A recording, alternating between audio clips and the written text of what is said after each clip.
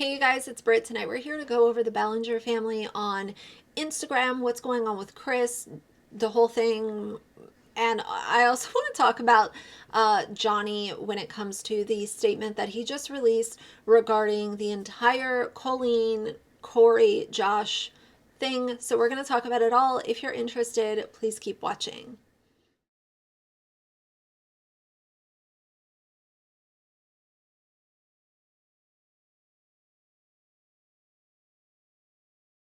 Talk about who out of his children have their own Instagram accounts and kind of what's going on over there with the comments and some of the things that they are sharing. This is very interesting because if you guys remember, a couple months ago I made a video about how I talked about the Ballingers. They finally came across my content and I was blocked on their TikTok, but they didn't care to block me on Instagram, so I'm sure that I'll be blocked now, which is just people I remember people were like, oh, you think you're cool because the Ballingers blocked you? I'm like, no, I don't think I'm cool. I think it's pathetic. It is pathetic to block a commentary channel on Instagram. Any drama commentary channel is going to still receive your content. If you have been talked about on their channel, followers are going to send it to you. Drama channels definitely have backup accounts.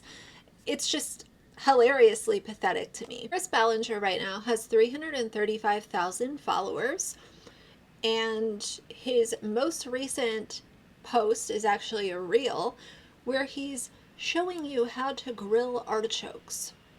I don't really know who's out here asking him how to grill artichokes. You know, Chris Ballinger is not a chef. He's a family exploiter who uses his children to make money, which is not what chefs do. But he went ahead and put this and puts all these instructions and all of this kind of stuff. And there are 10 comments on this video, and it's been up for 3 days. So the whole Ballinger family is working overtime to make sure that their comments stay, quote, clean and free of any criticism or pointing out what's going on with Colleen and even his brother Trent. We need to talk about Trent because I've been watching some of the commentary that's being made about this situation, and I am not one to police other commentary channels. Like I've shared my opinion before, but as far as like constantly talking about it, I really try my best to just not do that. But from what I've seen personally, I don't see a lot of people talking about Trent. And Trent is right up there with Colleen. Even though they didn't do the same things as far as being creepy and inappropriate level, absolutely.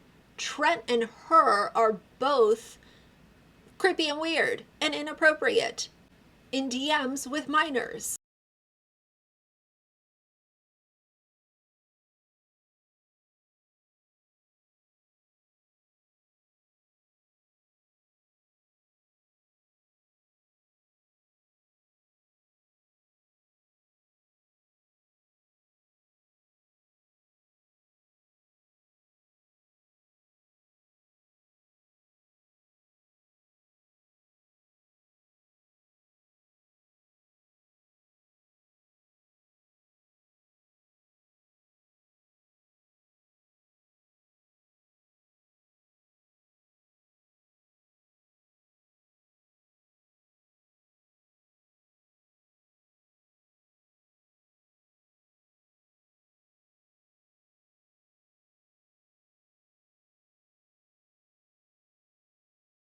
So congrats to Chris for getting 10 whole comments and probably deleting 310.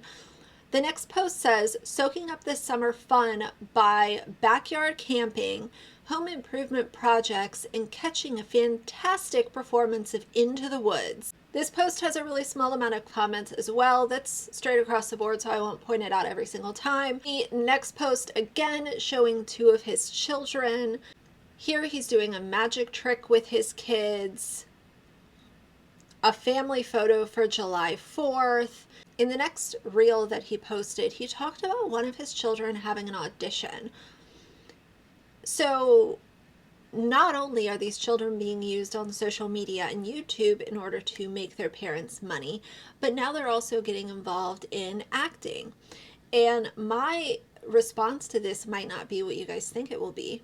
If I had to take a pic of a kid being a child actor or a YouTube family vlogging kid, I would absolutely pick a child actor, because guess what? Those kids have laws that look out for them so that they're not overworked and their parents steal their money and they report to a site to do their work. They're not at home having their privacy thrown away because mom and dad come in with a camera into the bathroom, into the bedroom, camera in your face 24/7. So if I had to choose, it's kind of like the lesser of two evils, because I also know that Hollywood is not a place for children, but at bare minimum, at least those kids have some laws put in place to not make it nearly as bad as what these YouTube kids go through. Chris and Jessica attended VidCon this year, and he posted, photos and whatever. His kids were there and all that. What I want to say about this is, number one, yes, VidCon invites, they go out months ahead of time, so nobody knew that Colleen was going to be exposed during the spring of 2023. I cannot stand when these big corporations invite family vloggers to events, whether they're hosting the event or it's some kind of brand partnership where they're working with a different brand to do an event of some sort. I cannot stand when they invite family vloggers, because as I've said before, if you support family vloggers, if you invite them places, if you're sending them PR packages, if you're inviting them on extravagant, launch parties in the south of France, all of this kind of stuff, when you invite family vloggers into that realm, you are saying, we are okay with their content. We are okay with what they're posting on this site. So much so that we're going to invite them to this really lavish event. Then they went to Universal Studios, and Chris posted, as much as I enjoy theme park rides, I equally enjoy wandering around with our youngest kids while everyone else goes on a ride. We usually end up on all kinds of adventures, and I get to take pictures like these. Got a little artsy with the last one. I don't see anything artsy. I see two kids sitting on mopeds, but nevertheless, this is just like, and Jessica's in the comments, you're the best. If you have to show everybody how wonderful your life is on social media and constantly tell people, look at what a great couple we are, look at all of the things that we're doing with our children. If you constantly have to make that into content, I call into question, why is this really happening? What is really going on here? And here is another event that they were invited to. They went to see the new Spider-Man movie, and he ats and tags his daughter. His young child, who has been on YouTube since she was very, very young and has helped build the platform that they have, has her own social media. And we're going to get into that in just a second. He basically just shows a bunch of photos of his kids. Jessica is not as active on Instagram, but I want to go over and show you guys who he is following. So obviously he follows Rachel Ballinger and Colleen, which is to be expected. I didn't know that Trent Ballinger is also on Instagram. And he also has tagged, or he's also following his children who have their own Instagram accounts. I went over and took a look because I was like, maybe these accounts aren't active, and I don't want to get upset if there aren't even any photos on these accounts. Like, that would look very stupid. So I went over and took a look at what is being posted on these kids' accounts. And the comments are just so alarming, especially on their oldest daughter.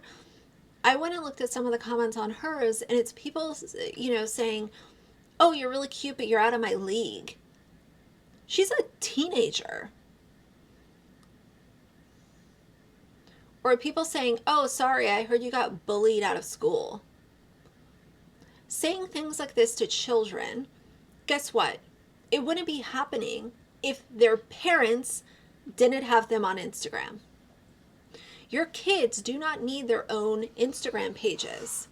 When you are clicking on these family channels and giving them massive platforms, you are contributing to the negative impact that social media is having on their children. Because if you support something and their channels are growing, they're going to continue making that kind of content because it's getting them attention. So going forward, if people would just ignore family vloggers and people that put their kids on social media, not give them the clicks, not give them the subscription, maybe at some point in time, wishful thinking here, it will be like family vloggers are just a part of social media history. And I realize that's a big reach, but either way, the Ballinger family has slipped under the radar. I could see through them the first time that I started reviewing their content.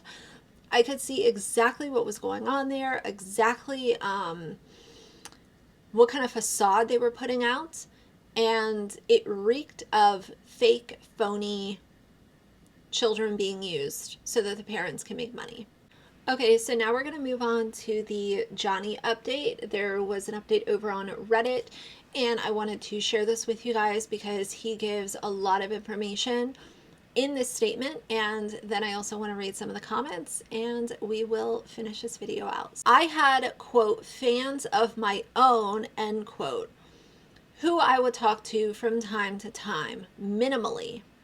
I even checked in with these people to make sure they were okay, and I apologized, and they assured me that I had never crossed any boundaries with them. Yes, I was 22 at the time. Would I do that now? No. My perspective has changed. I was groomed, starting from the age of 15, into believing this was normal behavior, but it's not. I was fresh off bus tour and excited that I had, quote, fans of my own.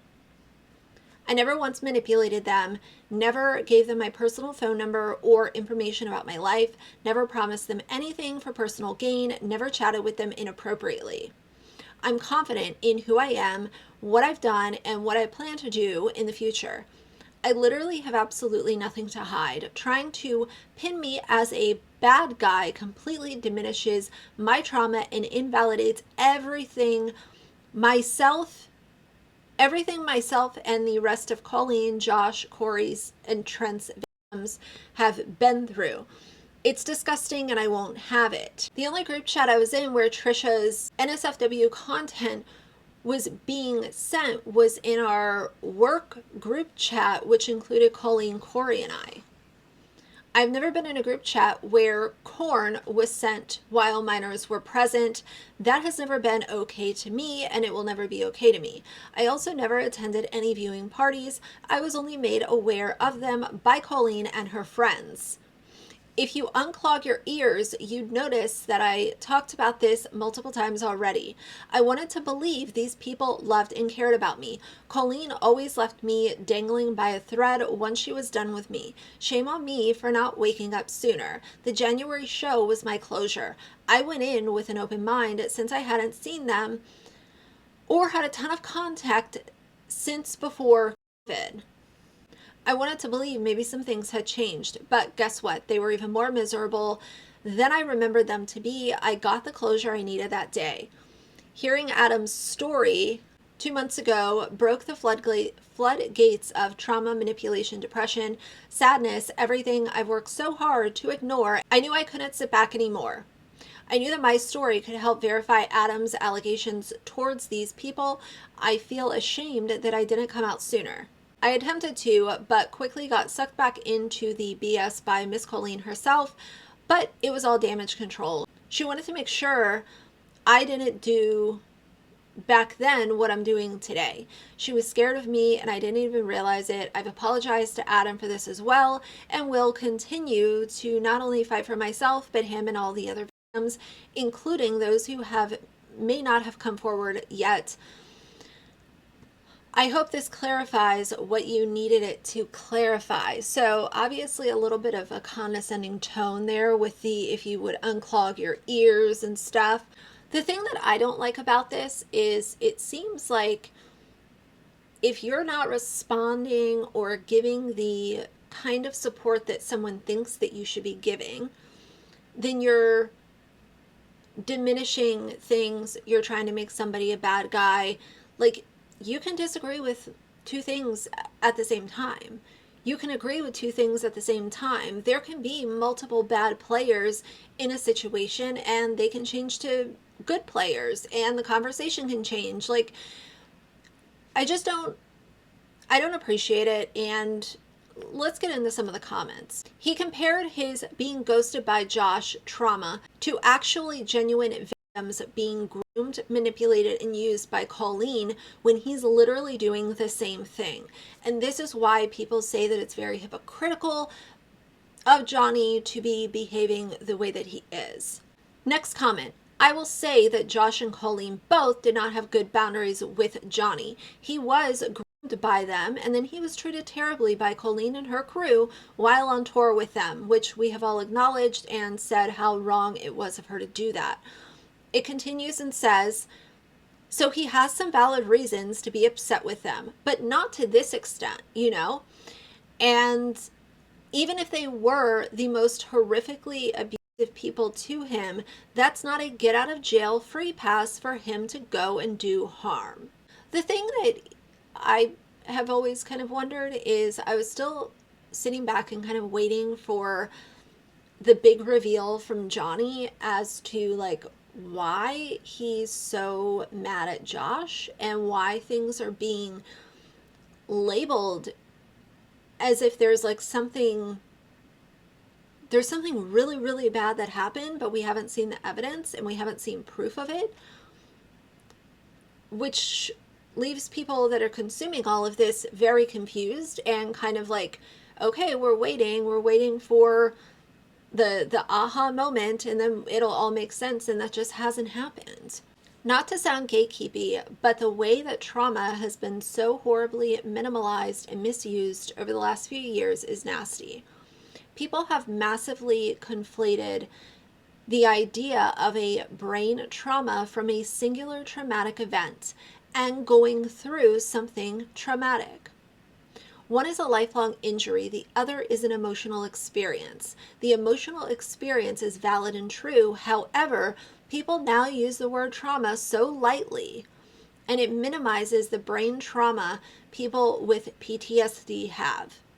It allows them to shield themselves against criticism because it would be wrong to criticize someone's trauma. But a difficult experience isn't brain trauma. They don't deserve the protection from ableist remarks over PTSD. This is a really valid comment.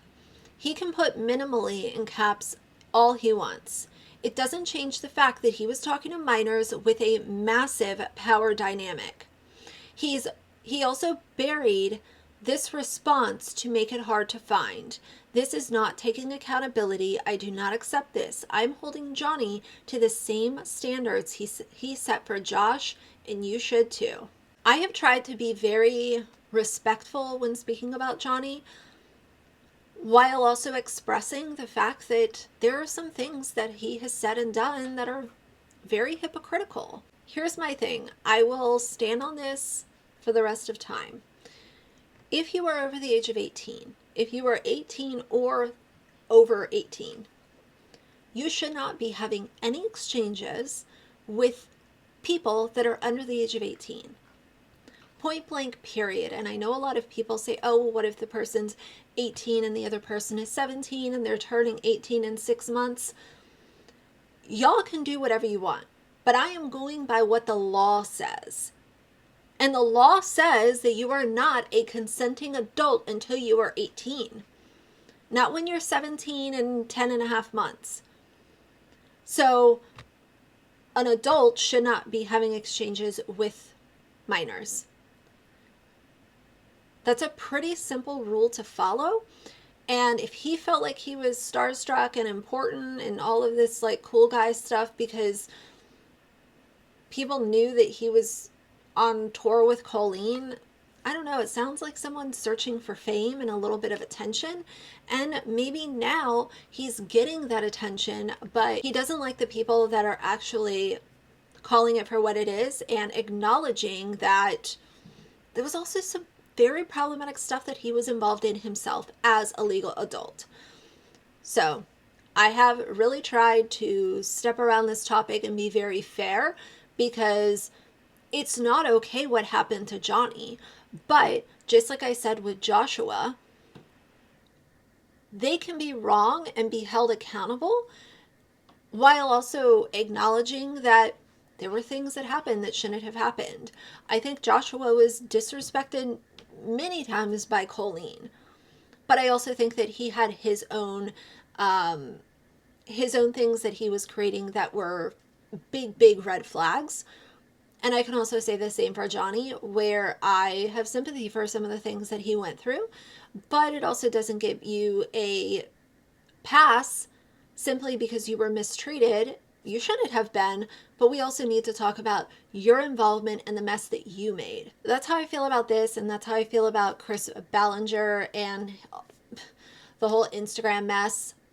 Ballinger family slipped under the radar for a long time, and I'm glad that a lot of people are finally seeing some of the problems. Whether or not they still support them by watching videos, that's your choice to make. But there's no more denying they are not a wholesome family channel.